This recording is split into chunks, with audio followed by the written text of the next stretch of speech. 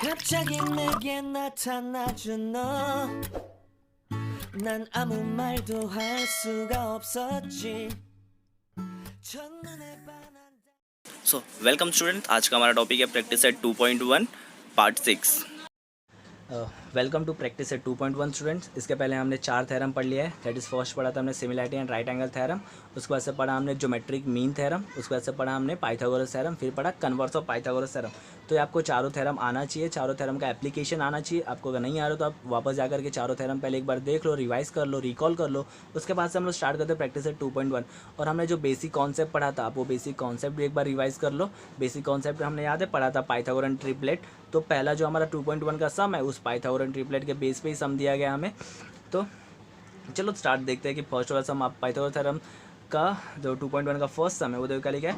Identify with reasons which of the followings are Pythagorean triplet. हमें total 6 sums दिए हुए हैं, 1 2 3 4 5 6। और हमें इस 6 में से ऑब्जर्व करना है कि कौन सा, हमें बताना है कि ये कौन सा इसमें से ट्रिपलेट है जो कि पाइथागोरन ट्रिपलेट है। ओके, तो हमने याद है लास्ट टाइम भी हमने सम बेसिक कॉन्सेप्ट के टाइम पे ही पढ़ा था, हमने पढ़ा था। तो पहला देखो क्या दिया हमें, फर्स्ट वाला 3, 5, 4। अब इसको कैसे सॉल्व करना है, सॉल्यूशन डायरेक्टली स्टार्ट करते हैं। बहुत ही आसान से आपको 1-2 बताऊंगा, आप बाकी सारे खुद ही सॉल्व कर लोगे। ओके, तो देखो फर्स्ट 3 का स्क्वायर लेना है। 3 का स्क्वायर कितना हो गया 9। वैसे ही 5 का स्क्वायर भी लेना कितना हो गया 25। 4 का स्क्वायर भी लेना कितना हो जाएगा 16। ओके, सबका स्क्वायर ले लिया। अब सबसे बड़ा वाला नंबर क्या है 5 है ना, तो उसको छोड़ दो, जो दोनों छोटे वाले का वैल्यू तो उसको प्लस करो। That is 9 + 16। 9 + 16 प्लस करने पे कितना आ रहा है 25 ना।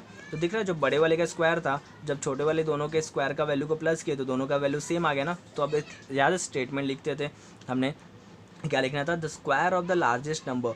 जो लार्जेस्ट नंबर था जब उसका स्क्वायर लिया तो वो किसके इक्वल हो रहा है, sum of the square of the other number. जो अदर स्क्वायर के नंबर जो हमने स्क्वायर लिया था उन दोनों को प्लस करने पे क्या आ रहा है, दोनों एक दूसरे के इक्वल आ रहा है। देयरफॉर 3, 5, 4 क्या हो जाएगा, पाइथागोरन ट्रिपलेट होगा। समझो आपको कैसे सॉल्व करना था फर्स्ट सम। ओके, वैसे सेकंड सम भी स्टार्ट करते हैं। सेकंड सम में जो क्या दिया है 4, 9, 12। अभी सेम स्टार्ट करना है। पहले सॉल्यूशन में 4 का स्क्वायर ले लो कितना हो जाएगा 16। 9 का स्क्वायर ले लो कितना हो जाएगा 81। और 12 का स्क्वायर कितना हो जाएगा 144। ओके, नाउ ऑब्जर्व करो सबसे बड़ा वाला नंबर कौन सा है 12। ओके, सबसे बड़ा वाला नंबर कौन सा है, ओके सबसे बड़ा वाला नंबर क्या है इसमें 12 का स्क्वायर डेट इज 144। तो उसको छोड़ देंगे, जो बचे हुए छोटे वाले वैल्यू उन दोनों को प्लस करो। That is 16 + 81। अब 16 + 81 किया तो वैल्यू कितना आ रहा है देखो 97।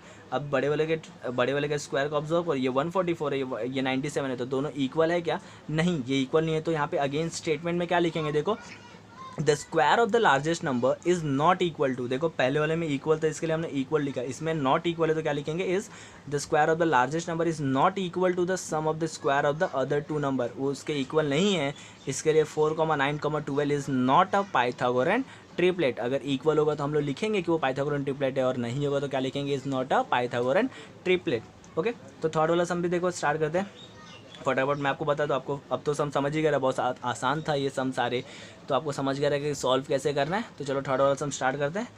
क्या लिखा है 5, 12, 13। अभी 5 का स्क्वायर ले लो, 5 का स्क्वायर कितना होता है 25। 12 का स्क्वायर 144। 13 का स्क्वायर 169। अब बड़ा वाला नंबर ये है, इसको छोड़ दो, दोनों बचे वाले को प्लस करो, कितना हो जाएगा 25 + 144 कितना हो जाएगा 169। अभी चेक करो 169 और बड़े वाले का स्क्वायर का सेम आ रहा है क्या, सेम आ रहा है हाँ। तो क्या लिखेंगे, the square of the largest number is equal to, okay ये नॉट गलती से हो गया था मैंने कैंसिल कर दिया, is equal to the sum of square of other number. Okay, क्या आ रहा है, दोनों इक्वल आ रहा है तो क्या लिखेंगे, the square of the largest number is equal to the sum of the square of other number. अगर दोनों इक्वल है तो क्या देंगे, therefore it is a Pythagorean triplet. Okay, अब उसके बाद से स्टार्ट करते हैं हमारा फोर्थ वाला सम। फोर्थ वाला सम में देखो नंबर क्या क्या दिया है हमें 24, 70, 74। अब सबके स्क्वायर लो, 24 का स्क्वायर डेट इज 576। 70 का स्क्वायर हमें आता नहीं है तो हमें क्या करना पड़ेगा, नॉर्मली मल्टीप्लाई कर दो। 70 का स्क्वायर 70 × 70 कितना हो जाएगा 4900। वैसे 74 का स्क्वायर भी मल्टीप्लाई करके निकाल लो, कितना हो जाएगा 5476। नाउ अभी ऑब्जर्व करो, ये सबसे बड़ा वैल्यू था उसको नेगलेक्ट कर देंगे, जो छोटे वाले दोनों वैल्यू थे उन दोनों के वैल्यू को प्लस करो। डेट इज 576 + 4900 कितना आ रहा है आंसर आपको 5476। दिख रहा है आपको बड़े वाले स्क्वायर का दोनों का वैल्यू क्या आ रहा है, सेम आ रहा है ना। तो हम लोग क्या लिखेंगे, the square of the largest number is equal to the sum of the square of the other 2 number. अगर दोनों इक्वल है तो क्या बोल सकते हैं, therefore this is the Pythagorean triplet. तो ये आपका फोर्थ सम भी क्लियर हो गया, आसान शब्द है, इसके लिए मैं फटाफट इसको करा दे रहा हूँ आपको। ओके, अब इसके बाद से हमारा फिफ्थ वाला सम। अब फिफ्थ वाला सम में देखो क्या दिया हमें कि 10, 24, 27 ये हमें दिया हुआ था। अब सबके स्क्वायर ले लो, 10 का स्क्वायर 100, 24 का स्क्वायर 576 और 27 का स्क्वायर 729। अभी जो बड़ा वाला नंबर था 27 उसको छोड़ दो, 729 को, बाकी दोनों बचे वाले को प्लस करो, कितना आ रहा है 100 प्लस 570 दैट इज 676। ये इक्वल है क्या इन दोनों के? इक्वल नहीं है। तो ये क्या हो जाएगा कि the square of the largest number is not equal to the sum of the square of the other two number, therefore it is not a Pythagorean triplet. हो गया ये वाला सम भी। नाउ सिक्स सम में क्या दिया है 11, 60, 61 ये हमें दिया हुआ था। अभी सबका स्क्वायर ले लो, डेट इज 11 का स्क्वायर कितना हो जाएगा 121, 60 का स्क्वायर 3600 और 61 का स्क्वायर 3721। नाउ ये बड़ा वाला वैल्यू है, इसको नेग्लेक्ट कर दो, इन दोनों को प्लस करो 121 प्लस 3600 को, तो देखो प्लस करने पर आंसर कितना आ रहा है 3721। अब मैच करो 3721 और इसका वैल्यू 3721 मैच हो रहा है ना, तो हम लोग क्या बोल सकते हैं कि the square of the largest number is equal to the sum of the square of the other two number, therefore it is what, it is a Pythagorean triplet. Okay, तो समझा आपको? ये 6 सम्स बहुत ही आसान थे सारे सम्स, सिर्फ आपको चेक करना था स्क्वायर लेकर के कि जो छोटे वाले दोनों नंबर है उनको प्लस करने पे क्या आ रहा है, थर्ड वाले जो बड़ा वाला नंबर है उसके इक्वल आ रहा है कि नहीं। अगर इक्वल है तो हाँ वो पाइथागोरन ट्रिपलेट है, और अगर इक्वल नहीं है तो पाइथागोरन ट्रिपलेट नहीं है। ऐसे 1 मार्क वाले सम आपको आते हैं एग्जाम्स में। ओके, पाइथागोरन ट्रिपलेट के बेस पे एक सम आता ही आता है आपको, सो अच्छे से प्रैक्टिस कर लो इसे। सो सेकंड सम स्टार्ट करने से पहले मैं आपको एक बार ज्योमेट्रिक मीन वापस कैसे अप्लाई करना बता देता हूँ। देखो ये हमारा राइट एंगल ट्राइंगल था। ओके, और यहाँ से कोई एक एल्टीट्यूड ड्रॉ हुआ रहेगा हाइपोटेनियस पे, तो इसका नाम दे दो ABCD। तो ज्योमेट्रिक मीन कैसे अप्लाई करते हैं, ये जो लाइन था परपेंडिकुलर उसका स्क्वायर लेना है। क्या लेना है? उसका square, that is BD square which is equal to जिस साइड को डिवाइड कर दो पार्ट में उसको मल्टीप्लाई कर दो, that is AD multiply by DC। क्या हो जाएगा AD मल्टीप्लाई बाय DC। तो ऐसे अप्लाई करना है आपको ज्योमेट्रिक मीन। तो ये नेक्स्ट वाला जो सम हम लोग सॉल्व करने वाले हैं उसमें ऐसे ही हमें ज्योमेट्रिक मीन अप्लाई करना है, ठीक है। चलो देखो सेकंड वाला सम में हमें दिया क्या क्या है, देखो क्या दिया, in figure angle MNP is equal to 90 degree. ये जो MNP है वो क्या है, एक 90 डिग्री का एंगल है, और segment NQ is perpendicular to segment MP। NQ दिख रहा है ये वाला लाइन आपको, ये किस पे परपेंडिकुलर है, MP पे क्या है, परपेंडिकुलर है। ओके, क्लियर है। उसके बाद से देखो हमें MQ, ये जो MQ है उसका वैल्यू कितना दिया है 9। ओके, ये जो MQ उसका वैल्यू कितना दिया है 9, और ये जो QP है उसका वैल्यू कितना दिया है 4। QP का वैल्यू कितना दिया हमें 4।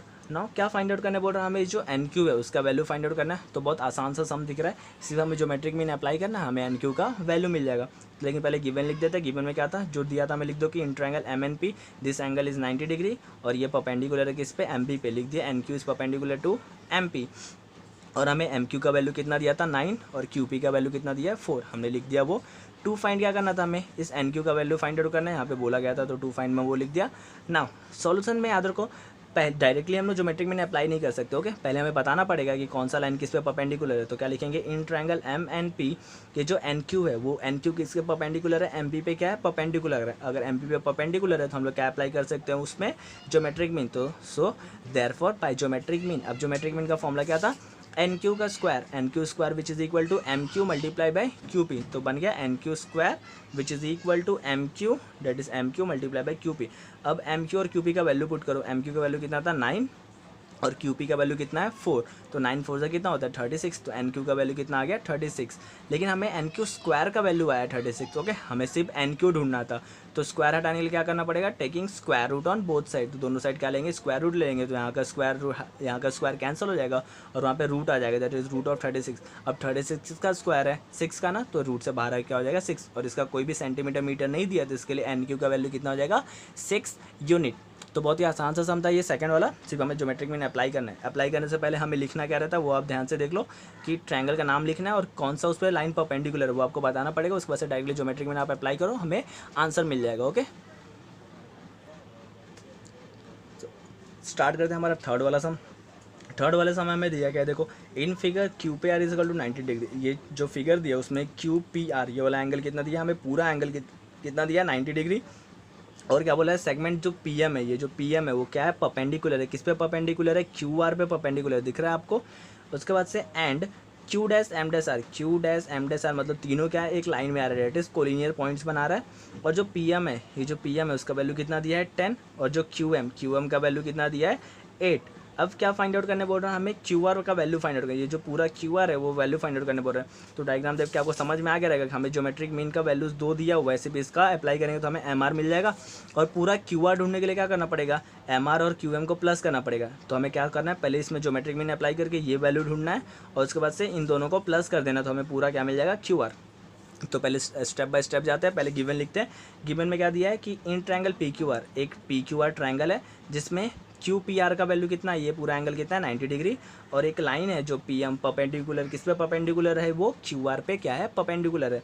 और पी एम का वैल्यू कितना दिया है 10 और क्यू एम का वैल्यू कितना दिया है 8। ओके, हो गया यहाँ तक।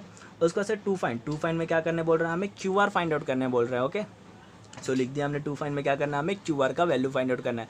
अब स्टार्ट करना है इसका सॉल्यूशन पार्ट।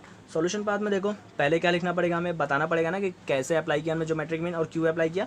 तो in triangle P Q R में क्यू अप्लाई किया क्योंकि ये एंगल 90 डिग्री था। ओके, उसके बाद से ये जो लाइन है पी एम वो परपेंडिकुलर, किस पे परपेंडिकुलर है, क्यू आर पे परपेंडिकुलर है, ये हमें दिया हुआ था। इसके लिए हमने क्या अप्लाई कर दिया इसमें, ज्योमेट्रिक मीन। अब ज्योमेट्रिक मीन अप्लाई करेंगे तो कैसे अप्लाई करेंगे, पी एम का square that is P M square which is equal to Q M multiply M R. Apply कर दिया, Q M multiply M R geometric mean apply करना आना चाहिए आपको। अप्लाई कर दिया तो पी एम स्क्वायर कितना हो गया, पी एम का वैल्यू कितना था यहाँ पे 100 which is equal to Q M का वैल्यू कितना दिया था 8 इंटू एम आर का वैल्यू हमें फाइंड आउट करना है, तो उसको एज इट इज़ रखने दो। नाउ 10 का स्क्वायर कितना हो जाएगा 100 which is equal to 8 multiply by M R. Okay, अब यहाँ पे 8 क्या हो रहा था, मल्टीप्लाई हो रहा था, तो यहाँ पे क्या हो जाएगा डिवाइड। ओके, और 20 को क्या करना है हमें, कैंसिल करना है। तो देखो दोनों 2 के टेबल से कैंसिल हो सकता है ना, तो कैंसिल करो, 2 4 ज़ा और ये कितना हो जाएगा 250 ज़ा। ओके, तो कितना आ गया 50/4, कितना आ गया 50/4 which is equal to M R. Again ये दोनों 2 से कैंसिल हो सकता है, कितना हो जाएगा 2 से कैंसिल करने पे 2 2 ज़ा और ये कितना हो जाएगा 225 ज़ा। तो कितना आ गया 25/2 which is equal to M R. अब 2 और 25 को डिवाइड करना है, तो आपको 225 डिवाइड करना आना चाहिए। देखो 25 डिवाइड बाई 2, 2 1 ज़ा 2 माइनस का कितना आ गया 0, 5 एज इट इज़ कैरी लो यहाँ पे। अभी क्या करना है 2 2 ज़ा 4। ओके, 5 में से 4 का कितना बचेगा 1, पॉइंट लेके ले लेंगे 0, तो 2 5 ज़ा कितना हो जाएगा 10, तो माइनस का कैंसिल, तो आंसर कितना आ गया 12.5। आप ऐसे ही 25 को हाफ कर दे तो आपको डायरेक्टली वैल्यू मिल जाता है दैट इज़ 12.5। तो इसका एम आर का वैल्यू हमें कितना मिल गया 12.5। ओके, ये तो हमें एम आर का वैल्यू मिल गया, लेकिन हमें एम आर का वैल्यू ढूंढना है। एम आर का वैल्यू कितना मिल गया 12.5, लेकिन हमें एम आर का वैल्यू नहीं ढूंढना है, हमें किसका वैल्यू ढूंढना है, क्यू आर का वैल्यू ढूंढना है। तो नाउ हमें पूरा क्यू आर है, जो पूरा क्यू आर है वो क्यू और आर किसके इक्वल है, क्यू एम और एम आर को प्लस करने के बाद ना, तो क्या हो जाएगा Q M plus M R, दोनों को प्लस कर दिया, वैल्यू पुट कर दो। क्यू एम का वैल्यू कितना हो जाएगा 8 प्लस एम आर का वैल्यू कितना हो जाएगा 12.5। अब प्लस कैसे करना है, आपको आना चाहिए प्लस करना, मैं आपको फिर बता दूँ। देखो पहले क्या दिया 8 प्लस 12.5, इसको प्लस करना है ना। तो देखो इसके पास तो पॉइंट है, यहाँ पर पॉइंट है क्या 8 के पास नहीं, तो कैसे करेंगे, देखो 8 के पास कुछ भी नहीं है तो खुद से पॉइंट डाल के एक ज़ीरो ले लो, ठीक है, क्योंकि पॉइंट के बाद एक ही यहाँ पर वैल्यू है ना, तो एक ही ज़ीरो लो। फिर इसका जो पॉइंट के नीचे पॉइंट लिखते हो, ओके, और जो राइट पार्ट है राइट वाला पार्ट उसके नीचे लिखो, और जो लेफ्ट पार्ट है वो लेफ्ट पार्ट इसके नीचे लिखो, और उसको क्या कर दो प्लस। तो 0 + 5 5 पॉइंट, 8 + 2 10, 0 1 कैरी, कितना हो जाएगा 20.5। तो कितना आ जाएगा इसका आंसर आपको 20.5। तो क्यू आर का वैल्यू कितना मिल गया हमें 20.5 यूनिट। ओके, याद रहेगा आपको ये सम, आसान सा सम था ना, सिर्फ ज्योमेट्रिक एंड अप्लाई करना, सिर्फ यहाँ पे कैंसलेशन थोड़ा आपको ध्यान देना है। सो इसके बाद स्टार्ट करते हैं हमारा फोर्थ वाला सम। अभी देखो फोर्थ वाले सम में हमें 30 60 90 डिग्री की तरह दिख रहा है ना, तो फोर्थ वाले सम में जो क्या दिया है, in figure find R P, ये जो फिगर है उसमें हमें क्या फाइंड आउट करने बोल रहा है आर पी, ये जो हाइपोटेनियस दिख रहा है ये आपको फाइंड आउट करना है, और पी एस, और क्या फाइंड आउट करने बोल रहा है, इस पी एस का वैल्यू फाइंड आउट करने बोल रहा है using the information given in triangle P S are. और क्या दिया इसमें, जो ट्रायंगल में हमें इन्फॉर्मेशन दिया उसके थ्रू हमें ये दोनों वैल्यूज़ फाइंड आउट करना है।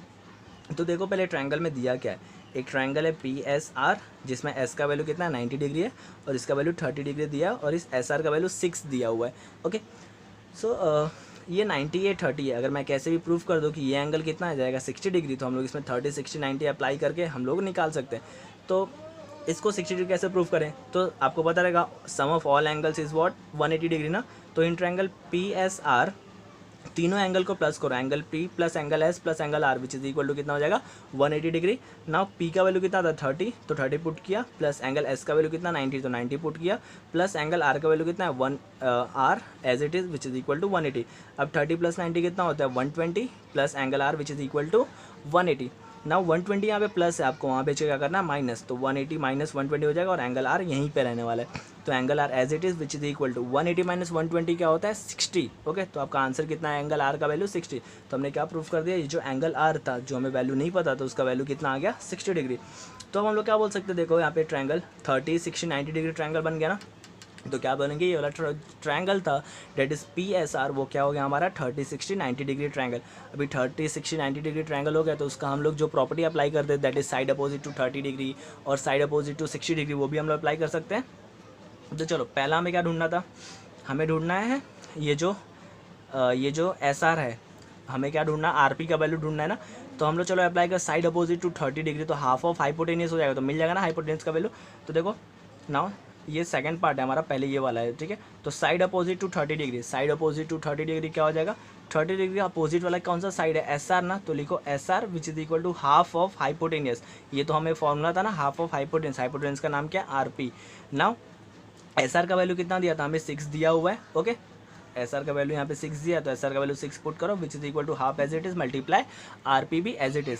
नाउ हाफ क्या हो रहा है यहाँ पे मल्टीप्लाई हो रहा है, तो यहाँ पे क्या हो जाएगा डिवाइड, तो 6 यहाँ पे डिवाइड हो रहा है, तो इस साइड आगे क्या हो जाएगा आपका मल्टीप्लाई, तो 2 मल्टीप्लाई 2 कितना 2 multiply 6 which is equal to R P, तो 6 मल्टीप्लाई 2 कितना हो जाएगा 12 यूनिट। तो हमें आर पी का वैल्यू मिल गया, जो पहला हमें फाइंड आउट करना था आर पी का value that is 12 unit. Okay, उसके बाद से हमें दूसरा क्या फाइंड आउट करना है, हमें इस एस पी का वैल्यू फाइंड आउट करना है। ये कैसे दिख रहा है 60 का अपोजिट दिख रहा है ना, तो कौन सा अप्लाई करना पड़ेगा now side opposite to 60 degree, तो साइड अपोजिट टू 60 उसका नाम क्या है एस पी, तो क्या हो जाएगा S P is equal to √3/2 of hypotenuse. Okay, formula क्या था साइड अपोजिट 60 डिग्री का √3/2 ऑफ हाइपोटेनियस, तो ये भी अप्लाई कर दो तो कितना आ जाएगा √3/2 ऑफ हाइपोटेनियस हो गया यहाँ पे। उसके बाद से अब सॉल्व करो, यहाँ पे √3/2 है इंटू 12 है, तो इसको कैंसिल कर सकते हैं हम लोग, तो किसे कैंसिल कर देखो 2 1 2 और ये 2 6 तो आंसर कितना आ जाएगा एस पी का, S P is equal to 6√3 unit. Okay, तो हमारा आंसर कितना आ गया एस पी का 6√3 यूनिट। नॉर्मली कैंसिल कर तो 2 1 2 6 12 और क्या बच गया 6√3 यूनिट। तो ये था हमारा एस पी का वैल्यू भी आ गया। ओके, आसान सा सम था, सिर्फ हमें क्या अप्लाई करना था इसमें 30 60 90 डिग्री थ्योरम अप्लाई करना था। चलो तो अभी स्टार्ट करते हैं हमारा फिफ्थ वाला सम। फिफ्थ वाले सम में सिर्फ हमारे क्या दिया है कि एक ये ट्रायंगल दिया हुआ है, उसमें हम सिर्फ फिल इन द ब्लैंक्स की तरफ हर एक वैल्यूज़ फिल करने हैं। ओके, वैल्यूज़ फिल करना है, तो चलो स्टार्ट करते हैं, देखते हैं हमें दिया क्या। For finding A B and B C, हमें क्या ढूंढना है ए बी और बी सी ढूंढना है with the help of the information given in the figure. जो इस फिगर में इन्फॉर्मेशन दिया उसका कंप्लीट द फॉलोइंग एक्टिविटी, और सिर्फ एक्टिविटी हमें फिल करना है। ओके, तो देखो एक्टिविटी फिल कैसे करना है, तो पहला क्या दिया है ऐसा ही लिखा हुआ है टेक्स्ट बुक में आपको, पहले क्या दिया A B which is equal to B C, और यहाँ पे मैंने फिल कर दिया ए बी और बी सी किस क्यों इक्वल है, क्योंकि गिवन में हमें दिया हुआ है। ओके, फिर एंगल बी ए सी कितना दिया हमें, ये जो एंगल बी ए सी है ये वैल्यू कितना दिया हमें 45 दिया हुआ है, ये भी फिल कर दिया 45 दिया हुआ है। ओके, फिर A B is equal to B C, अब इसमें फॉर्मूला अप्लाई करो साइड अपोजिट टू 45 वाला याद है आपको, तो क्या बन जाएगा इसमें ये भी कितना हो जाएगा 45 डिग्री। तो अभी side opposite 45 that is A B which is equal to B C which is equal to कितना हो जाएगा 1/√2 ऑफ हाइपोटेनियस, क्या हो जाएगा 1/√2 ऑफ हाइपोटेनियस। ओके, अब ए सी का वैल्यू हमें दिया है ना √8, तो ये 1/√2 ऐसे ही रहेगा। ओके, और √8 एज इट इज़ रहेगा। अब यहाँ पे √8 को आप फैक्टराइज करो तो आंसर कितना, ये 1/√2 एज इट इज़ रहने दो। ओके, और इस √8 को फैक्टराइज करो, जब √8 है उसको फैक्टराइज करेंगे 8 को, तो कितना हो जाएगा 2 4 ज़ा 2 2 ज़ा 2 1 ज़ा। तो जब ये √8 है उसको हम लोग क्या लिख सकते हैं 2 इंटू 2, तो जो दो बार एक बार बाहर है क्या हो जाएगा 2√2। तो दिख रहा है आपको यहाँ पे इसका आंसर हमें टेक्स्ट बुक में क्या दिया था 2√2। अब देखो यहाँ पे √2 है, यहाँ पे √2 है, तो ये क्या हो जाएगा कैंसिल, √2 क्या हो जाएगा कैंसिल। तो आंसर क्या बच जाएगा सिर्फ यहाँ पे 1 इंटू 2 क्या बच गया 2, और ये क्या लिख देंगे यूनिट। ओके, तो आपका आंसर क्या हो गया 2 यूनिट। क्लियर आपको, सिर्फ फिल इन द बॉक्सेस था, वैसे हमें फिल करते जाना था। ओके, इसके बाद से अभी स्टार्ट करते हैं हमारा 6 वाला सम। 6 वाले सम में देखो हमें क्या दिया, find the side and the perimeter perimeter of a square whose diagonal is 10 centimetre. क्या दिया था हमें, find the side and the perimeter. हमें क्या ढूंढना है, साइड ढूंढना है और पेरीमीटर ढूंढना है एक स्क्वायर का हुज डायगोनल इज 10 सेंटीमीटर। उसका डायगोनल्स का कितना दिया, 10 सेंटीमीटर। तो खुद से एक डायग्राम ड्रॉ कर दिया हमने एक स्क्वायर शेप का, उसका डायगोनल ले लिया 10 सेंटीमीटर और खुद से नाम दे दिया डेज इज ABCD। अब क्या देखो यहाँ पे सॉल्यूशन में स्टार्ट करते हैं। एक क्वाड्रिलेटरल है, ABCD इज अ क्या है, स्क्वायर। वो क्या है, स्क्वायर है। अगर स्क्वायर है तो उसका ऑल एंगल क्या होता है, 90 डिग्री। तो angle A is equal to B which is equal to D which is equal to C is what, 90 degree. अभी ऑल एंगल्स 90 डिग्री है। तो now let the side of the square is x। तो इसके side को हमने क्या ले लिया, स्क्वायर के x ले लिया। ओके, तो नाउ इन ट्रायंगल BDC, ये वाले ट्रायंगल में देखो ये सारे एंगल्स क्या है अभी 90 डिग्री है ना, ये सारे एंगल क्या है अभी 90 डिग्री है। तो दिख रहा है आपको ये एक ट्रायंगल है, अगर इसमें पाइथागोरस अप्लाई करो तो हमें साइड का वैल्यू मिल जाएगा ना। तो इन ट्रायंगल BDC में एंगल C क्या 90 डिग्री है, तो इसमें क्या अप्लाई कर सकते हैं, पाइथागोरस थ्योरम।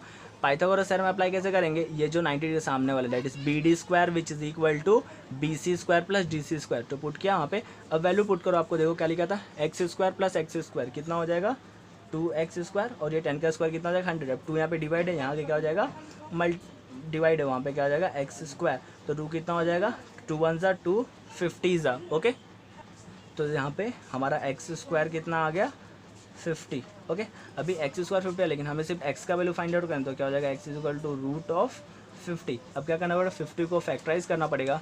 तो हमें क्या लिखना पड़ेगा, एक्स को यहाँ पे 50 और 50 को क्या लिख सकते हैं 25। फैक्टराइज करो 50 को, कितना आ जाएगा देखो, 50 को फैक्टराइज करो 5 10 ज़ा 2 5 2 ज़ा और 2 1 ज़ा। ओके, यहाँ पे हमारा x का क्या हो गया 50, तो फैक्टराइज करने क्या 5 इंटू 5 रूट 2 ना, तो क्या हो जाएगा x इज इक्वल टू क्या पुट करेंगे हम, x is equal to 5 into 5 into 2। तो x का वैल्यू कितना, 2 बार 5 है तो बाहर एक बार रूट 2 आ जाएगा। ओके, तो यहाँ हमारा क्या हो गया 5 रूट 2 सेंटीमीटर। यहाँ हमारा क्या x का वैल्यू आ गया। और पेरीमीटर का फॉर्मूला क्या होता है, डेट इज़ 4 इंटू साइड। तो 4 इंटू साइड पेरीमीटर के लिए अप्लाई करें तो हमें वो भी मिल जाएगा, that is perimeter of square is equal to 4 into side. चलो यहाँ पे साइड में अप्लाई कर देते हैं कि अभी पेरीमीटर ऑफ स्क्वायर का फॉर्मूला अप्लाई करते हैं, that is perimeter of quadrilateral, क्या है क्वाड्रिलेटरल का नाम ABCD which is equal to क्या हो जाएगा 4 इंटू साइड। ये फॉर्मूला है पेरीमीटर ऑफ स्क्वायर का, डेट इज 4 इंटू साइड। तो 4 एज इट इज रहेगा, साइड का वैल्यू कितना है आया था 5 रूट 2। तो इसको मल्टीप्लाई कर दो, 4 5 से कितना हो जाएगा 20 रूट 2 सेंटीमीटर। ओके, तो ये क्या आ गया आपका पेरीमीटर का value, that is 20 root 2 centimetre. Okay, तो ये आसान सा सम था आपका 6 वाला सम, डेट इज़ हमें पेरीमीटर ढूंढना था, उसको साइड का वैल्यू भी ढूंढना था। ओके, देख लो एक बार ध्यान से सम इसको। सो स्टार्ट करते हैं हमारा 7th वाला पार्ट। 7th वाले पार्ट में हमें देखो क्या दिया है कि एक फिगर, ओके हमारे पास ये डायग्राम दिया हुआ है और क्या बोल रहा है DFE, ये जो DFE है वो क्या है 90 डिग्री हमें दिया हुआ है। और क्या बोल रहा है, ये जो FG है वो परपेंडिकुलर है, किस पे परपेंडिकुलर है, ED पे क्या है परपेंडिकुलर है। ओके, और यहाँ पे जो GD है, GD का वैल्यू कितना दिया हमें 8 दिया हुआ है। और FG, ये जो FG है उसका वैल्यू कितना दिया है 12। और क्या फाइंड आउट करने बोल रहा है हमें, EG फाइंड आउट करने बोल रहा है। दिख रहा है आपको, हमें ये EG का वैल्यू फाइंड आउट करना है और सेकंड हमें ये FD का वैल्यू फाइंड आउट करना है और थर्ड हमें ये EF का वैल्यू फाइंड आउट करना है। मतलब हमें इतने से इन्फॉर्मेशन हमें 3 वैल्यूज़ फाइंड आउट करना है। अब डायग्राम पे हमें दिया होता पुट कर दिया हमने। नाउ गिवन स्टार्ट कर इन ट्रायंगल DFE, ये DFE में ये एंगल कितना है 90 डिग्री हमें दिया हुआ है। और उसके बाद से क्या दिया है FG परपेंडिकुलर टू EG, ये जो FG है वो किस पे परपेंडिकुलर है, ED पे क्या है परपेंडिकुलर है। और GD का वैल्यू, ये जो GD है उसका वैल्यू कितना दिया है 8 और जो FG है उसका वैल्यू कितना दिया हुआ है 12। ओके, सो स्टार्ट करते हैं इसका। हमारे पास 2 फाइंड में क्या दिया था, हमें EG का वैल्यू फाइंड आउट करना है, FD का वैल्यू फाइंड आउट करना है और EF का वैल्यू फाइंड आउट करना है। तो पहले देखो हमें जो EG का वैल्यू फाइंड आउट करना है, यहाँ पे जो पहला वैल्यू है हमें EG का वैल्यू तो हमें सिंपल सा दिख रहा है कि अगर इसमें ज्योमेट्रिक मीन अप्लाई करते तो हमें EG का वैल्यू मिल जाएगा।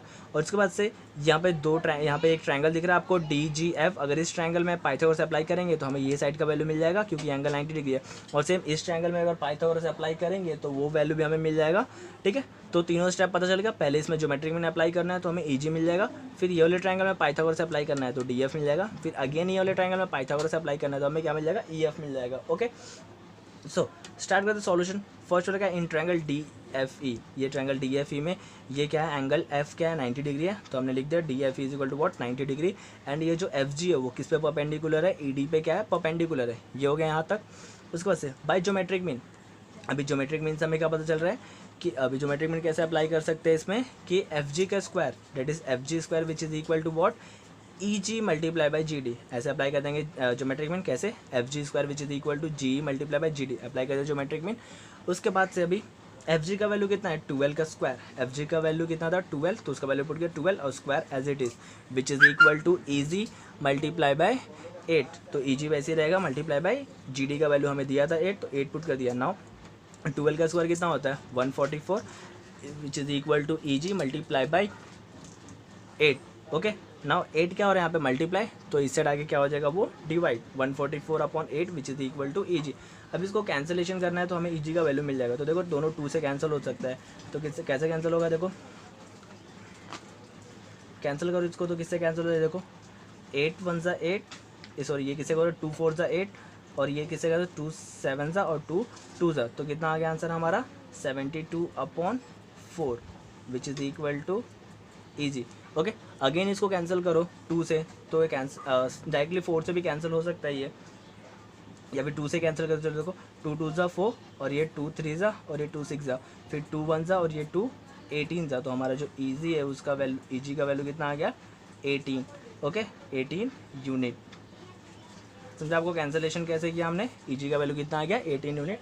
वापस मैं आपको बता दूँ कि कैंसिलेशन कैसे किया हमने। कैसे था? 144/8 था। ओके, 144/8 को कैंसिल कैसे किया? पहले 2 से कैंसिल करो, तो 2 4 ज़ा 8, और इसको भी कैंसिल करो 2 7 ज़ा 14, और 2 2 ज़ा 4।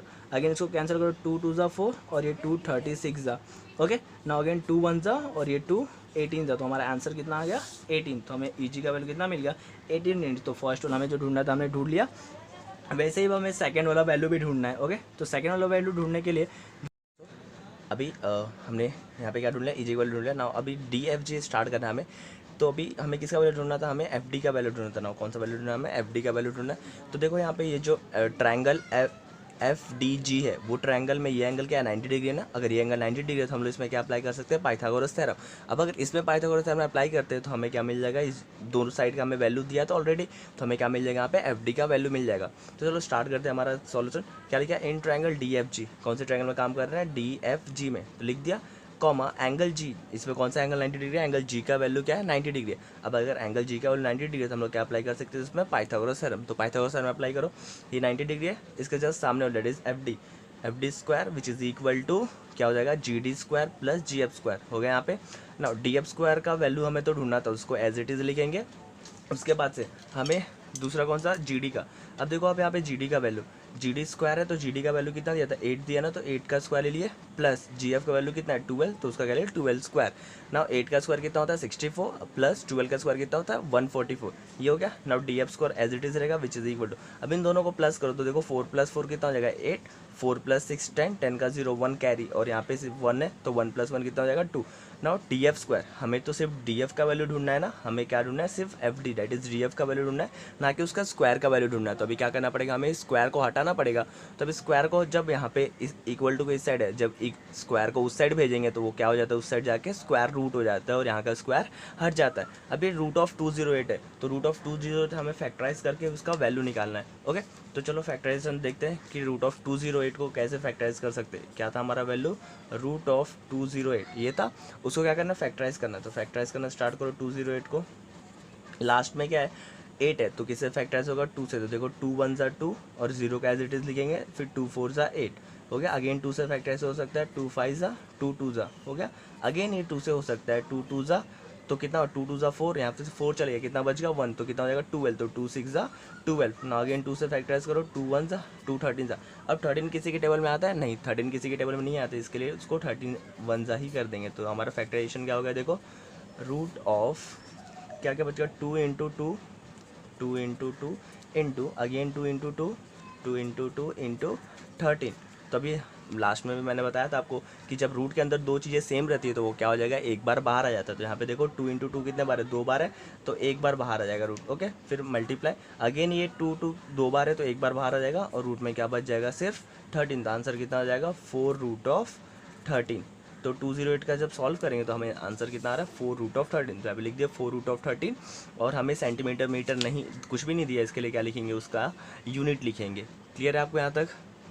ओके, नाउ उसको से यहाँ तक तो हो गया।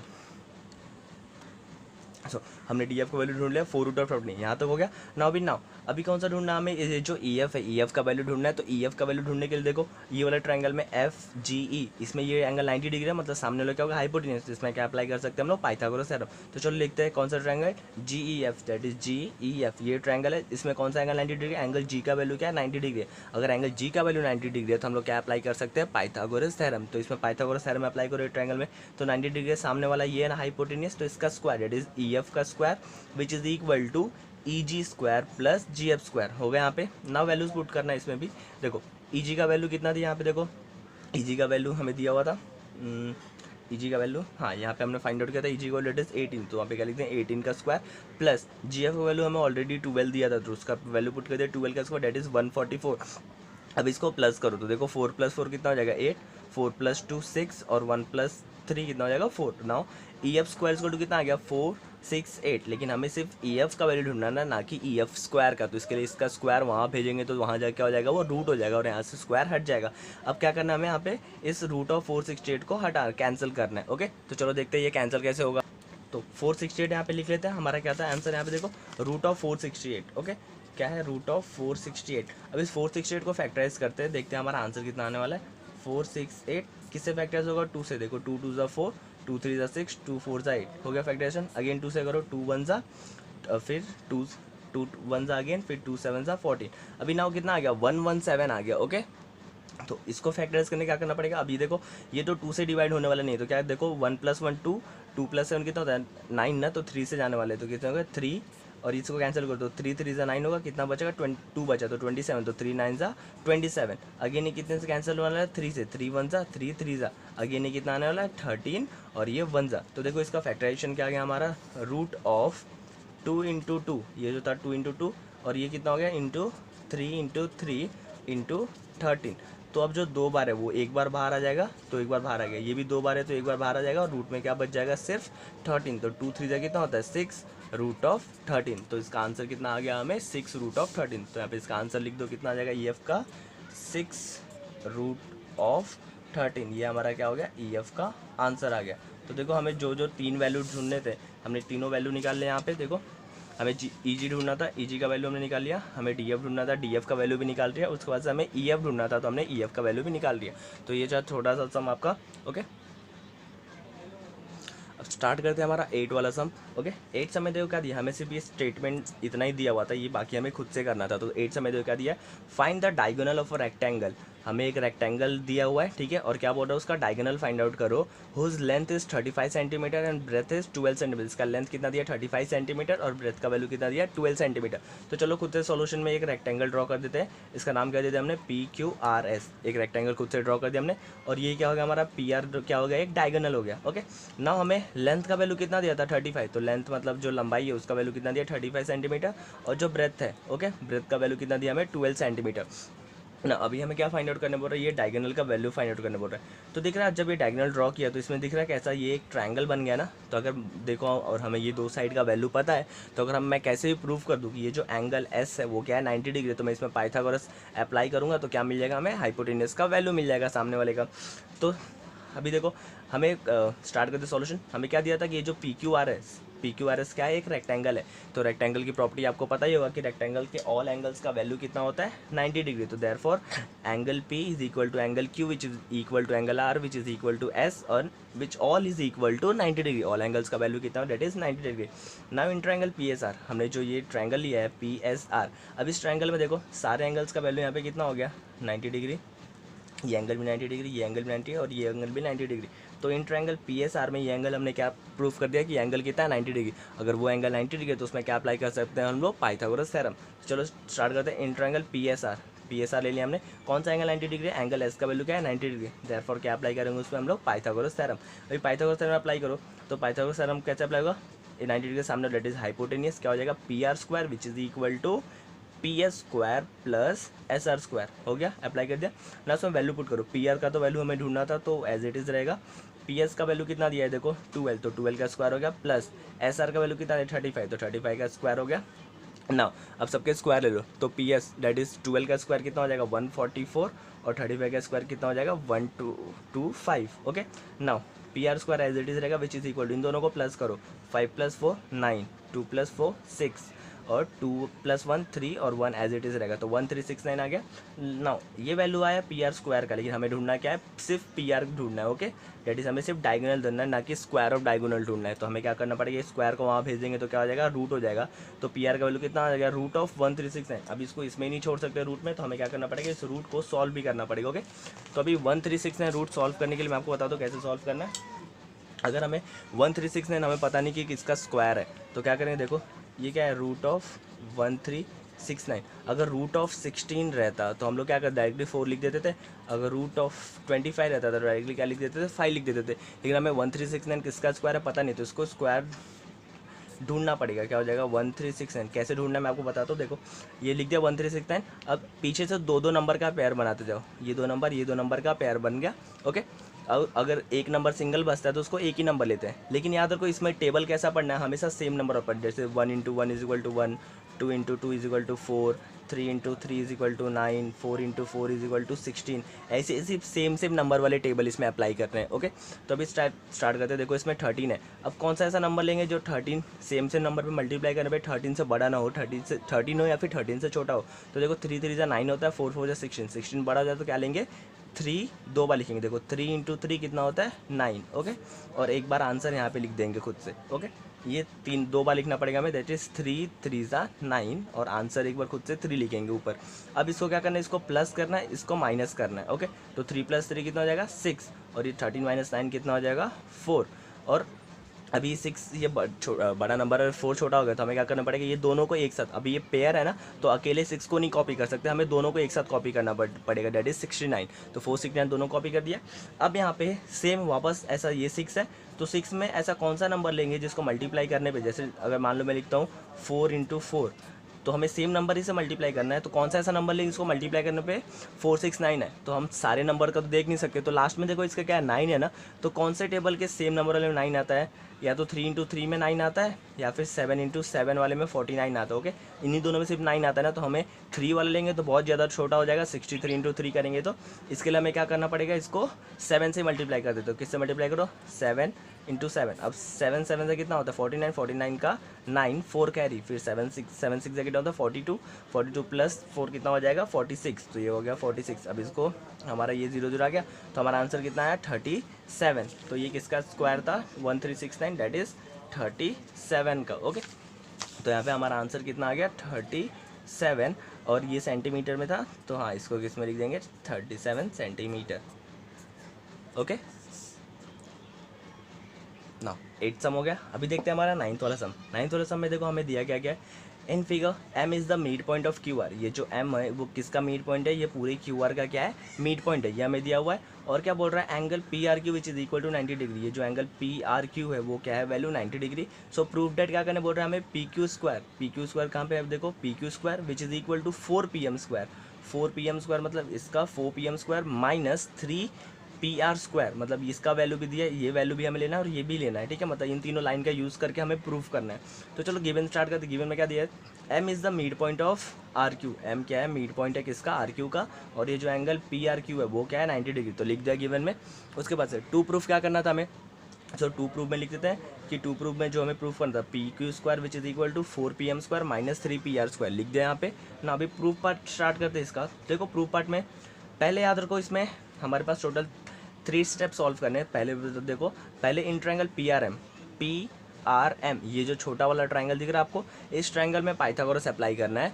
फिर ये बड़े वाले ट्रायंगल में पाइथागोरस अप्लाई करना है। तो चलो in triangle P R M में पाइथागोरस अप्लाई करते हैं। एंगल आर का वैल्यू कितना था, 90 डिग्री, तो उसमें पाइथागोरस अप्लाई करो। फॉर्मूला क्या हो जाएगा, P M square which is equal to P R square plus R M square. तो P R square plus R M square लिख दें यहाँ पे, इसको नंबर देना आपको फर्स्ट। वैसे now in triangle P R Q, अभी जो ट्रायंगल पी आर क्यू है इसमें पाइथागोरस अप्लाई करना है। तो कौन सा एंगल 90 डिग्री, एंगल आर का वैल्यू क्या है, 90 डिग्री, तो इसमें पाइथागोरस अप्लाई करो, that is P Q square which is equal to P R square plus R Q square हो गया यहाँ पे।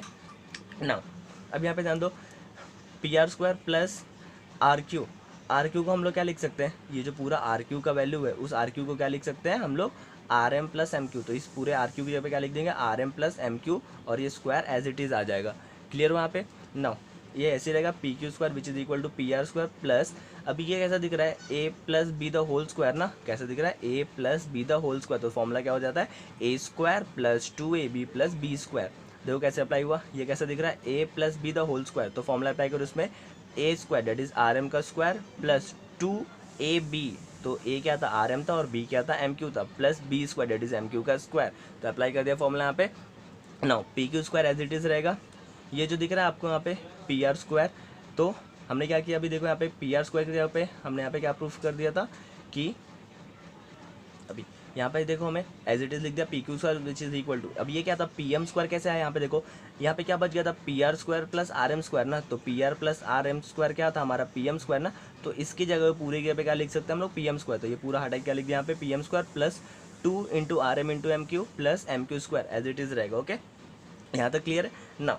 अभी आते हैं यहाँ पे सेकंड स्टेप हमारा, सेकंड स्टेप में देखो क्या लिखा, R M is equal to M Q. अभी ये एम क्या था हमारा, मिड पॉइंट था, एम अगर मिड पॉइंट है तो ये आर एम किसके इक्वल होगा, एम क्यू के इक्वल होगा, तो दोनों क्या होगा, एक दूसरे के इक्वल ना। इसमें सिर्फ हमें वैल्यूज चेंज कर, देखो पी क्यू स्क्वायर ये एज इट इज़ लिखे which is equal to P M square भी एज इट इज़ लिखे प्लस 2 आर एम भी एज इट इज़ लिखे, ये जो एम क्यू था वैसे लिखे, प्लस ये जो सिर्फ एम क्यू था, इस एम क्यू का वैल्यू क्या चेंज कर दिया हमने, आर एम, यहाँ पर भी एम क्यू का वैल्यू चेंज करना है, वो मैं नेक्स्ट स्टेप में आपको चेंज कर बताता हूँ।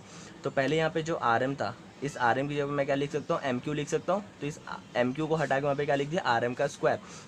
अब देखो therefore P Q square which is equal to P M square same रहेगा, प्लस अभी भी इसमें एक और एम क्यू बचा था ना, उसका वैल्यू भी चेंज करो, तो एम क्यू किसके इक्वल, आर एम के ना, तो हमने अगेन इसका वैल्यू भी किसका चेंज किया, आर एम के। ओके नाउ अभी देखो P Q square which is equal to P M square वैसे ही रहेगा, प्लस एज इट इज़ ये 2 इंटू आर एम कितना हो जाएगा, 2 आर एम कितना हो जाएगा हमारा, आर एम स्क्वायर, और ये प्लस क्या हो जाएगा 2 इन आर एम स्क्वायर। कैसे हो दिख रहा है, पी एम स्क्वायर वैसे ही था, ये जो 2 आर एम था वो क्या हो जाएगा हमारा 2 आर एम स्क्वायर, मैंने इसको आगे ले लिया, आर एम स्क्वायर को आगे ले लिया यहाँ पे, और इसको यहाँ पे पीछे रख दिया, that is 2 R M square. Clear हुआ। अब वापस आपको एक बार स्टेप बता दें, यहाँ पे P Q square as it is रहेगा, ये दोनों इक्वल था, तो हमें जहाँ पे एम क्यू है, जहाँ पे एम क्यू उसका वैल्यू चेंज करना है, तो पहले वाले मैंने यहाँ का वैल्यू चेंज किया, दूसरे वाले मैंने यहाँ का वैल्यू चेंज कर दिया। ओके, और फिर हमने क्या किया, इसको सिर्फ मल्टीप्लाई किया, that is P M square as it is रहेगा, plus as it is 2 R M into R M था, तो उसको क्या हो जाएगा 2 R M into R M क्या हो जाएगा, आर एम स्क्वायर, तो हमने इसको पीछे ले लिया और इसको वाले को आगे ले लिया, that is R M square. ना अभी देखो यहाँ पे हमारा क्या बन रहा है, P Q square which is equal to P M square, जैसा था हमने वैसे लिखा, प्लस अभी देखो यहाँ पे ये आर एम स्क्वायर है और ये प्लस 2 आर एम स्क्वायर है, तो दोनों का ये वैल्यू सेम है ना पीछे का, तो क्या हो जाएगा 2 + 1 कितना हो जाएगा 3 आर एम स्क्वायर। हो गया यहाँ तक, समझ गया आपको 3 आर एम स्क्वायर का। नाउ अब आते हैं फ्रॉम फर्स्ट। अब फर्स्ट वाले में देखो हमें क्या देता है, P M square which is equal to P R square plus R M square. Okay, तो हमने वो लिख दिया P M square equal to P R square plus R M square. अब हमें क्या करना है, यहाँ पे हमें इस आर एम का वैल्यू ढूंढना था, तो क्या करना पड़ेगा, ये जो पी आर प्लस में यहाँ पे क्या कर देंगे माइनस, तो यहाँ पे आगे क्या हो गया वो माइनस, और हमें क्या मिल गया, आर एम स्क्वायर का वैल्यू मिल गया। ओके, अभी आर एम स्क्वायर का वैल्यू मिल गया, तो now put the value of R M square in equation third. तो ये जो आर एम स्क्वायर का वैल्यू है उसका वैल्यू किस में पुट करना है, ये थर्ड वाली इक्वेशन में हमें इसका वैल्यू पुट करना है। तो थर्ड वाली इक्वेशन पुट कर दो इसको, तो देखो P Q square as it is रहेगा जैसा था यहाँ पे, विच इज़ इक्वल टू ये जो हमारा पी एम स्क्वायर है वो वैसे ही है, प्लस 3 दिख रहा है आपको यहाँ पे 3 एज इट इज़ रहेगा, ब्रैकेट ऑफ ये जो आर एम यहाँ पे आर एम था, तो आर एम की जगह हमने क्या पुट कर सकते हैं, P M square minus P R square, तो उसके पे क्या पुट कर दिया हमने, P M square minus P R square. अब क्या करना है यहाँ पे, P Q square as it is which is equal to as it is P M square वैसे ही रहेगा, plus as it is 3 as it is, इसमें सिर्फ अभी 3 को क्या करना है, इस ब्रैकेट के अंदर भेज के मल्टीप्लाई करें, तो 3 अंदर जाकर क्या हो जाएगा पी एम स्क्वायर और माइनस एज इट इज़, फिर अगेन 3 के ब्रैकेट के अंदर जाकर मल्टीप्लाई होगा तो क्या हो जाएगा 3 P R square. Okay, now P Q square as it is रहने वाला हमारा विच इज़ इक्वल टू, अभी देखो यहाँ पे P M square plus 3 P M square कितना हो जाएगा 4 P M square. Okay, minus ये 3 पी आर स्क्वायर वैसे ही रहेगा, तो देखो हमें जो प्रूफ करना था वो मिल गया 4 P M square minus 3 P R square, hence ये हमने प्रूफ करके दिखा दिया। इसमें यहाँ पे आपको ये सारे स्टेप में थोड़े क्लियर रहने, आपको याद रखने पड़ेंगे स्टेप में ये सॉल्व कैसे करना है हमने, ठीक है। सो स्टार्ट करते हैं हमारा 10th वाला सम। 10th वाले सम में देखो हमें सिर्फ दिया गया था ये एक बड़ा सा वैल्यू दिया है, दैट इज़ देखो इतना बड़ा हमारे पास क्वेश्चन दिया है, यहाँ से लेके यहाँ तक ये क्वेश्चन है। क्वेश्चन तो बड़ा है लेकिन इसका सॉल्यूशन बहुत ही आसान सा तरीका है। जो क्या लिखा, हमें पहले क्वेश्चन समझते हैं। Wall of 2 buildings on other side of a straight are parallel to each other. एक मान लो 2 वॉल है, ऐसे स्टैंड है, कैसे पैरेलली स्टैंड एक दूसरे से, और इसके बीच में क्या है, एक स्ट्रेट है, ठीक है, मतलब एक रास्ता है। To each other. A ladder 5.8 metre long is placed on the street. अब क्या बोल रहा है, एक 5.8 मीटर का लेदर है जो कि स्ट्रीट के बीच में रख रहे हैं हम लोग, that its top just reaches the window of a building at the height of 4 metre. तो जो अगर बीच में रख रहे हैं तो ये जो लेदर है वो ये जो बिल्डिंग है उसके कितने लेंथ पे पहुंच रहा है, कितने ऊंचाई तक पहुंच रहा है, 4 मीटर के।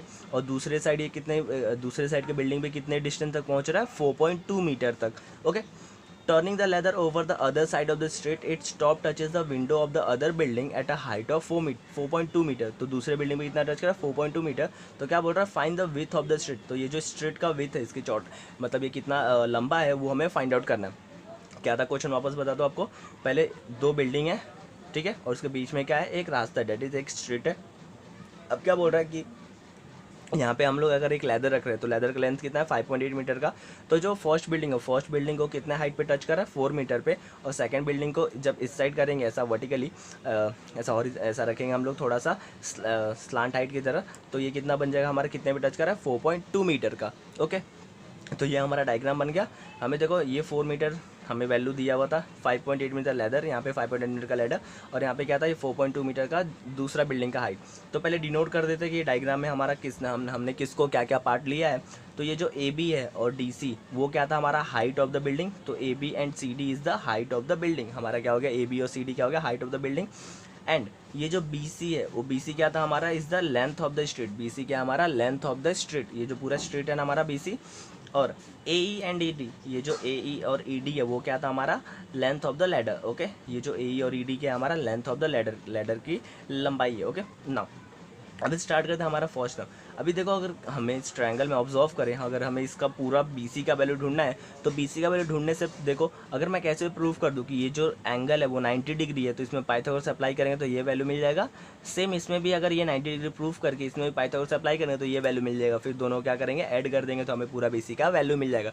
चलो स्टार्ट करते हैं। पहले AB and CD is parallel to each other. ये देखो, ये AB और CD दोनों क्या एक दूसरे से पैरेलल है। अगर एक दूसरे से पैरेलल है तो इसका एंगल कितने पे स्टैंड होगा, 90 डिग्री पे। ओके, तो देयरफॉर एंगल बी और एंगल सी कितना हो गया, 90 डिग्री। तो प्रूफ कर दिया हमने कि ये एंगल और ये एंगल दोनों क्या है, 90 डिग्री। क्यों 90 डिग्री है, क्योंकि दो चीज़ों को जब आप पैरेलल रखोगे तो वो सेम पैरेलल ही जाएगा, और पैरेलल रहता है तो बीच में कितना एंगल बनाता है हमेशा, 90 डिग्री। ओके, तो ये कितना बन गया, 90 डिग्री, क्योंकि स्टैंड था ना ग्राउंड पे वर्टिकली। अब ग्राउंड पे अगर आपको किसी चीज़ को स्टैंड करना है तो आप कैसे स्टैंड करते हैं, हम लोग एक्जैक्टली 90 डिग्री पे स्टैंड करते हैं। ओके, ना अभी आते हैं हमारा first part, that is in triangle A B. ये जो ए बी ई है इसमें ये एंगल क्या है, 90 degree. That is angle B का वैल्यू क्या है, 90 डिग्री। तो इसमें क्या अप्लाई करेंगे हम लोग, पाइथागोरस थ्योरम। तो पाइथागोरस थ्योरम अप्लाई कर सकते हो, क्या हो जाएगा, ए ई स्क्वायर।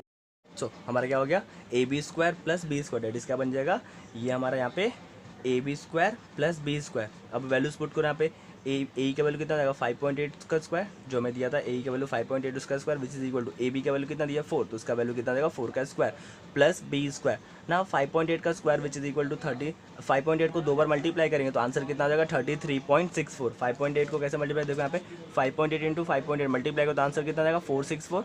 और ये 290, दोनों को जब प्लस करोगे और दोनों पीछे से दो के बाद पॉइंट है तो यहाँ पे कितना है, 2 के बाद पॉइंट, तो आंसर कितना है 33.64। ओके, आंसर कितना हो गया 33.64, विच इज इक्वल टू 4 का square 16 plus B square. Now 33.64 है, ये 16 यहाँ पे क्या है प्लस में है, तो इस साइड आगे क्या हो जाएगा वहाँ पे माइनस, तो 16 यहाँ पे आगे क्या हो गया minus, which is equal to क्या बच गया यहाँ पे सिर्फ बी स्क्वायर। नाउ 33.65 को माइनस करो, इसमें से 16 को माइनस करते हैं तो देखो यहाँ पे इसके पास तो पॉइंट है 36.64, लेकिन 16 के पास पॉइंट नहीं है ना, तो हमें खुद से क्या लेना पड़ेगा, यहाँ पे 16 लिख करके खुद से 2 0 पॉइंट लेना पड़ेगा। माइनस करो, 4 में 0 गया 4, 6 में 0 गया 6, पॉइंट एज इट इज़। अब 33 में से 6 कितना है, 13 में से 6 गया तो कितना बचेगा 7, और यहाँ पे 2 में से 1 गया तो 17.64।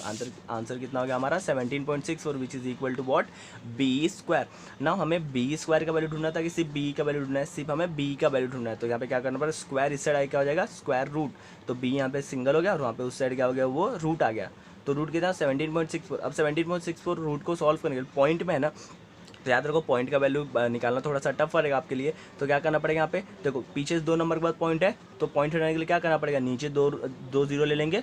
ओके, तो अभी 2 कितना हो गया 1764 अपॉन 100। अभी 1764 का हमें क्या निकालना है, स्क्वायर निकालना है कि किसका स्क्वायर है, तो देखो 1764 किसका स्क्वायर था 42 का, कैसे निकालेंगे चलिए देखो, पहला क्या है 1764 ना, तो 1764 वैसे ही आप सेम बनाओ, पहले 2 का पीछे से पैर बना दो और कैसे टेबल पढ़ेंगे 4 4 जा 16। ओके, तो इसको माइनस करो कितना बचेगा, ये 8 हो जाएगा और ये माइनस करोगे कितना बचेगा 1 और 64 को यहाँ पे ले लो तो कितना हो जाएगा, तो ये कितना 4 और ये 2 से मल्टीप्लाई करो, 2 2 ज़ा 4 और 2 8 ज़ा 16। ओके, तो यहाँ पे क्या बच गया हमारा 42। तो आंसर कितना आ गया आपका इसका 42। तो हमारे ये 1764 किसका स्क्वायर 42, तो रूट से बाहर आके क्या हो जाएगा ये 42 और ये 100 किसका स्क्वायर है 10 का, तो वो भी रूट से बाहर आके क्या हो जाएगा 42/10 हो गया 42/10। नाउ अभी इस अपॉन में तो रख नहीं सकते तो क्या करना भाई, यहाँ पे पीछे से एक जीरो ना, जैसे यहाँ पे पॉइंट हटाने के लिए हमने नीचे जो 2 जीरो लिए था वैसे ही एक जीरो हटाने के लिए ऊपर क्या ले लेंगे, पीछे से एक नंबर के बाद पॉइंट ले लेंगे तो क्या हो जाएगा 4.2 मीटर। तो ये आ गया हमारा बी का वैल्यू 4.2 मीटर। ओके, इसके बाद से हमारा हमें क्या ढूंढना है अभी, ये जो ई का वैल्यू है वो ढूंढना है। ओके, तो देखो ई का वैल्यू कैसे सॉल्व ढूंढना है अभी हमें ना, इन ट्रायंगल डी सी, कौन सा ट्रायंगल लिया हमने, ट्रायंगल डी सी लिया। अब देखो डी सी है कहाँ पर, डी, यहाँ पे देखो डी सी ई, ये ट्रायंगल है, ये ट्रायंगल में कौन सा एंगल 90 डिग्री है, दैट इज एंगल सी का वैल्यू कितना लिया हमने 90 डिग्री, तो एंगल सी का वैल्यू क्या है 90 डिग्री। तो अभी एंगल सी का वैल्यू 90 डिग्री, तो उसमें पाइथागोरस अप्लाई करो, पाइथागोरस फॉर्मूला क्या बन जाएगा, D square which is equal to D C square plus E C square. तो अप्लाई कर दिया D square which is equal to D C square plus E C square, ये हो गया ना। अभी वैल्यू पुट करो, हमें डी का वैल्यू देखो कितना दिया, डी का वैल्यू 5.8, तो डी का पुट कर दिया 5.8 which is equal to D C के पे क्या दिया 4.2, देख रहे हैं आपको डी सी के पे क्या दिया 4.2, तो उसका वैल्यू पुट कर दिया प्लस ई सी स्क्वायर हो गया। नाउ अभी इसके स्क्वायर ले लो, तो सेम अगेन 5.8 का स्क्वायर कितना हो जाएगा 33.64 और 4.2 का स्क्वायर कितना हो जाएगा 17.64, दो बार मल्टीप्लाई कर दो प्लस ई सी स्क्वायर। अभी ये यहाँ पे प्लस में, इस साइड क्या हो जाएगा माइनस, तो ये दोनों को माइनस करना है which is equal to E C square. अब माइनस कैसे करेंगे, देखो क्या आंसर 33.64 ना, 33.64 माइनस किससे करना है इसको 17.64, तो देखो 4 में से 4 गया 0, 6 में से 6 गया 0, पॉइंट एज इट इज़। अब 33 में 7 माइनस करो, 13 में से 7 कितना जाएगा 6 और 2 में से 1 कितना बचेगा 16, तो ये कितना आ गया 16.00, तो सिर्फ क्या लेंगे इसका 16 लेंगे, तो आंसर कितना आ गया 16 which is equal to E C square. ना यहाँ पे स्क्वायर है तो उसका स्क्वायर हटाने क्या करना पड़ेगा, यहाँ पे रूट में भेजना पड़ेगा, तो ई सी वैल्यू कितना आएगा रूट ऑफ 16। अब 16 किसका रूट है, किसका स्क्वायर है 4 का, तो बाहर आए कितना हो जाएगा 4 मीटर। तो हमें देखो ई सी का वैल्यू भी 4 मीटर मिल गया। तो देखो हमें किसका वैल्यू मिल गया, इसमें हमने बी का वैल्यू ढूंढ लिया था यहाँ पे, और दूसरे वाले हमने ई सी का वैल्यू ढूंढ लिया दैट इज़ 4 मीटर, तो हमें ई सी भी मिल गया। अब दोनों को जब प्लस करेंगे तो हमें किसका वैल्यू मिल जाएगा, पूरा बी सी का वैल्यू मिल जाएगा। ठीक है, ये वैल्यू था हमारा 4.2 और ये वैल्यू है हमारा सिर्फ 4, तो दोनों को प्लस करेंगे तो अभी हमें बी सी मिल जाएगा ना। तभी चलो नेक्स्ट स्टेप सॉल्व करते हैं, क्या हो जाएगा हमारा next, B C is equal to, अब ये जो पूरा बी सी है देखो यहाँ पे, ये जो पूरा बी सी है वो क्या हो जाएगा B plus of E C ना, तो उसको प्लस करो, B C equal to B plus E C, value put करो, बी का वैल्यू कितना दिया 4.2, तो 4.2, ई सी का वैल्यू कितना दिया 4, तो 4, तो दोनों को प्लस करेंगे 4.2 प्लस 4 कैसे होगा प्लस, ये था 4.2 प्लस 4, पॉइंट लिए खुद से 0 ले लेंगे तो 2 और ये 4 कितना जाएगा 8.2, तो कितना जाएगा हमारा आंसर 8.2 मीटर। ओके, तो आ गया हमारा 8.2। और ये किसका बी सी किसका था, हमारा लेंथ ऑफ द स्ट्रीट था ना, बी सी क्या था हमारा लेंथ ऑफ द स्ट्रीट, तो यहाँ पे आंसर लिख दो कि therefore length of the street is what 8.2 metre. Okay, 갑자기 내게 나타나준 너, 난 아무 말도 할 수가 없었지. 첫눈에 반한다는 이야기가 널 보는 순간 이해가 됐어. 매번